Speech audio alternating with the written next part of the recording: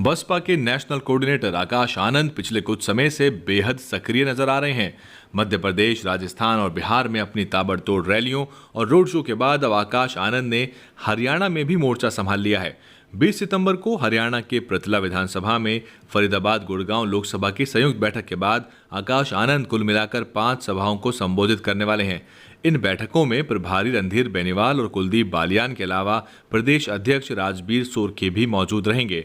20 सितंबर को पृथला से जनसभाओं की शुरुआत करके 2 दिन के अंतराल पर 28 सितंबर को आकाश आनंद की कुल मिलाकर 5 सभाएं आयोजित की जाएंगी, जिनका समापन हिसार और सिरसा लोकसभा की संयुक्त बैठक में होगा।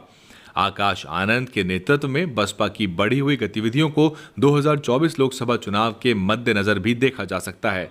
आपको बता दें कि 90 सीटों वाली हरियाणा विधानसभा के विधानसभा चुनाव भी 2024 लोकसभा चुनाव के साथ ही संपन्न होंगे।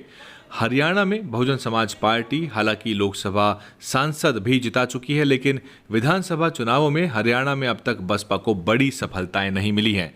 1998 की 12वीं लोकसभा में बसपा ने अंबाला लोकसभा क्षेत्र से अमन कुमार नागरा को जिताकर लोकसभा भेजा।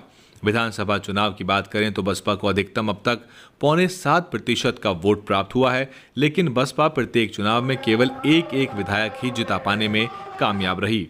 2019 विधानसभा चुनाव में बसपा को एक भी सीट हाथ नहीं लगी।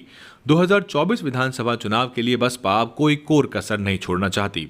पिछले विधानसभा चुनाव में Bahujan Samaj party Indian national Lokdal के साथ गठबंधन के तहत चुनाव लड़ने वाली थी, लेकिन बाद में इनेलो के 2 फाड़ हो जाने से बसपा ने अकेले ही चुनाव लड़ने का फैसला किया। हालांकि बसपा ने राजकुमार सैनी की पार्टी लोकतंत्र सुरक्षा पार्टी के साथ मिलकर चुनाव लड़ा और राजकुमार सैनी फरीदाबाद लोकसभा से गठबंधन के प्रत्याशी बने। हरियाणा में सामाजिक कुरीतियां और जातिवाद झेल रहा दलित समाज अभी भी गांव में हाशिए पर रहता है। ऐसे में बहुजन समाज पार्टी यदि सामाजिक समीकरण को बिठा ले और ज्वलंत मुद्दों की प्रखर राजनीति करने में सफल हो पाए तो एक बड़ा वोट बैंक बसपा के साथ हो सकता है। लेकिन हरियाणा में बसपा के सामने भाजपा कांग्रेस के अलावा स्थानीय पार्टियां और आम आदमी पार्टी जैसी उभरती हुई पार्टी भी मौजूद है। राजबीर सोरके जैसे युवा नेतृत्व और आकाश आनंद की सक्रियता से बसपा को कितना लाभ 2024 के लोकसभा और विधानसभा चुनाव में मिल पाएगा, ये तो आने वाला वक्त बताएगा। Bureau report, DNN Hindi. DNN Hindi को सब्सक्राइब करने के लिए दबाएं लाल रंग का सब्सक्राइब बटन और घंटी का बटन दबाकर ऑल नोटिफिकेशन पर क्लिक करें। चैनल को जिंदा रखने के लिए नीले रंग का ज्वाइन बटन दबाकर चैनल को आर्थिक सहयोग करें। DNN हिंदी को सब्सक्राइब करने के लिए दबाएं लाल रंग का सब्सक्राइब बटन और घंटी का बटन दबाकर ऑल नोटिफिकेशन पर क्लिक करें। चैनल को जिंदा रखने के लिए नीले रंग का ज्वाइन बटन दबाकर चैनल को आर्थिक सहयोग करें।